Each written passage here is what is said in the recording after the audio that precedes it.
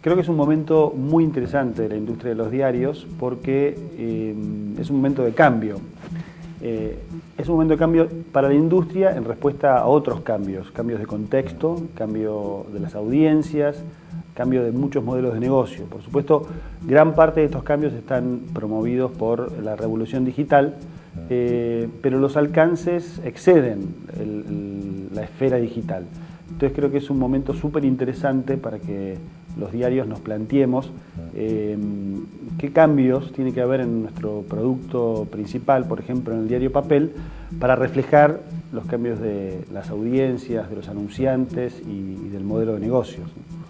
En general, la teoría de la innovación dice que la profundidad de los cambios depende mucho de las crisis que los provocan. Y en este caso, creo que la crisis es fuerte.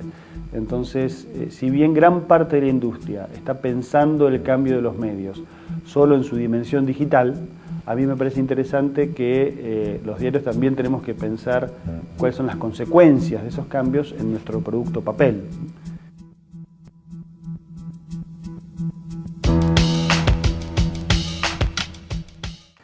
En general, se sabe que hay dos maneras de enfrentarse a un proceso de cambio de este tipo.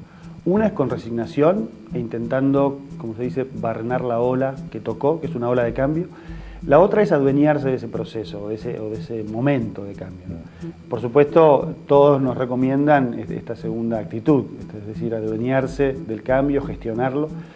Y para eso hay que tener un poco de coraje y un poco de sangre fría también. Es decir, en las organizaciones en general somos bastante reactivos, es decir, cuando hay un problema muy fuerte reaccionamos y cambiamos frente a ese problema, pero hay otras organizaciones que desde otra madurez por ahí arman equipos para el cambio, para gestionar ese cambio, ¿no? Y esos equipos lo que pueden claramente hacer es entender mejor, hacer mejores diagnósticos y planificar, priorizar, enfocar, hacer que el cambio sea un proceso un poco más natural en una organización.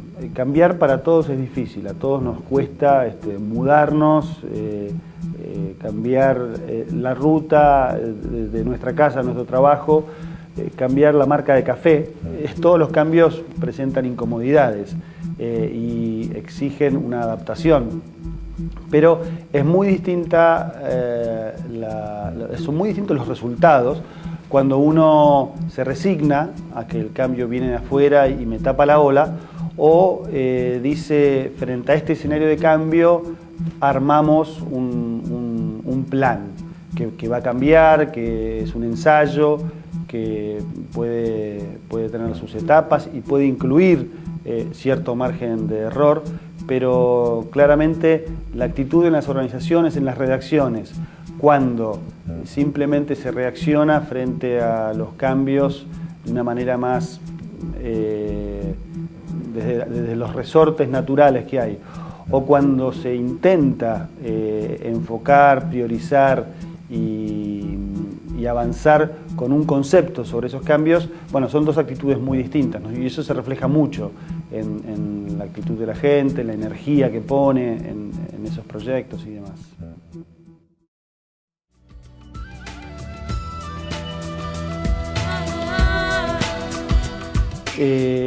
Yo creo que para los diarios medianos y chicos las oportunidades también son enormes.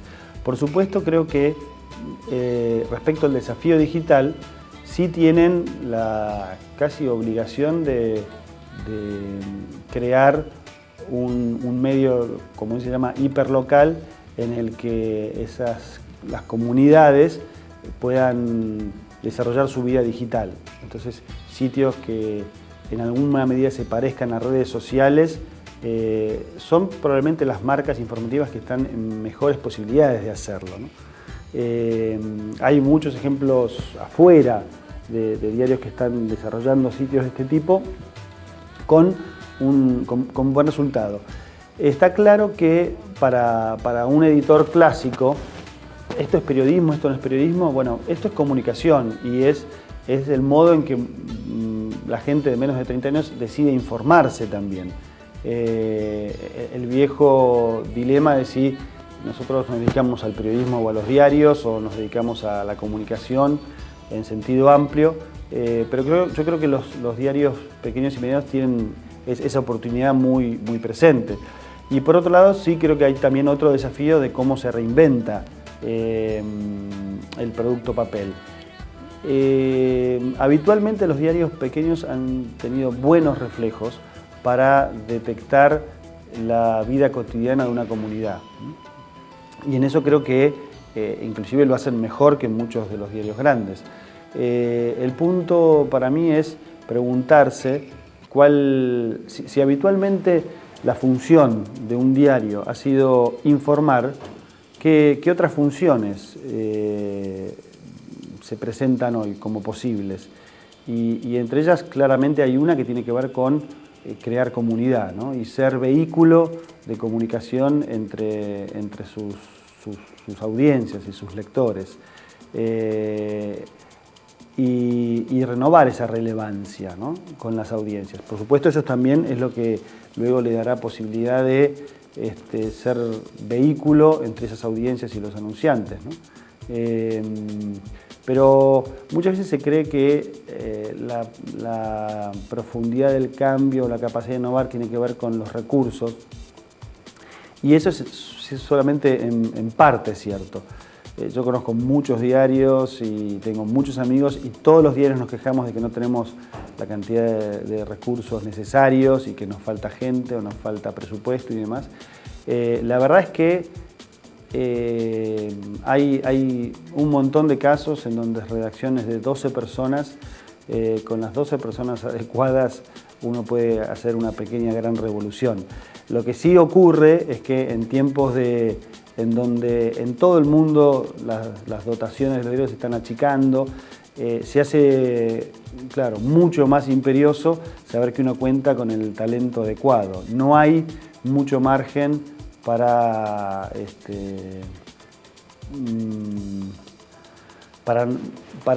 resignar, digamos, ¿no?, espacios, personas, posiciones en manos que no sean talentosas. Siempre ha sido una industria en donde la calidad del producto ha estado casi determinada por la calidad del talento de quienes lo hacen, pero esto es cada vez más determinante y cada vez más crucial. Es decir, una pequeña redacción con 12 personas talentosas puede hacer una revolución, absolutamente. Y lo interesante es que la industria está en ese momento. La industria, están habiendo pequeñas revoluciones. En los países del este son un mercado más o menos nuevo para experimentos, digamos, ¿no? Y hay casos interesantísimos, ¿no? Un diario polaco, cuyo nombre ahora no me voy a acordar, presentaron el caso el año pasado en la conferencia de la UAN, que realmente hizo una experiencia de, ¿cómo se llama?, crowdsourcing, es decir, llamó a sus lectores a reportar casos en los hospitales públicos y determinados datos, y crearon una base de datos e hicieron una historia que finalmente transformó parte de la política sanitaria pública de Polonia, y lo hizo un diario regional mediano. La verdad es que hay herramientas y son herramientas baratas y demás. Lo que le falta a la industria es gente talentosa, también enfocada en pensar cómo utilizar esas herramientas y también con el coraje adecuado, ¿no? Porque esos cambios implican riesgos y tienen que llevarlos adelante gente con coraje. Yo creo que para los dueños de medios lo que se necesita son dueños, primero, que por supuesto tengan un diagnóstico propio, ¿no?, de su producto, de su mercado y de su audiencia, que sea lo más honesto posible.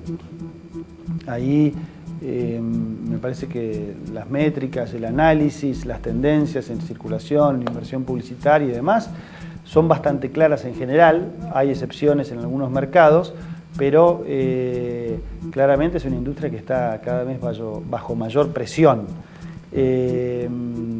Y frente a ese escenario, creo que los medios, los diarios tienen que hacer lo que hace cualquier empresario frente a un escenario de este tipo en su industria, que es replantearse seriamente, primero, quiénes son las personas que pueden atravesar esta tormenta. Para muchos es como una tormenta perfecta, ¿no?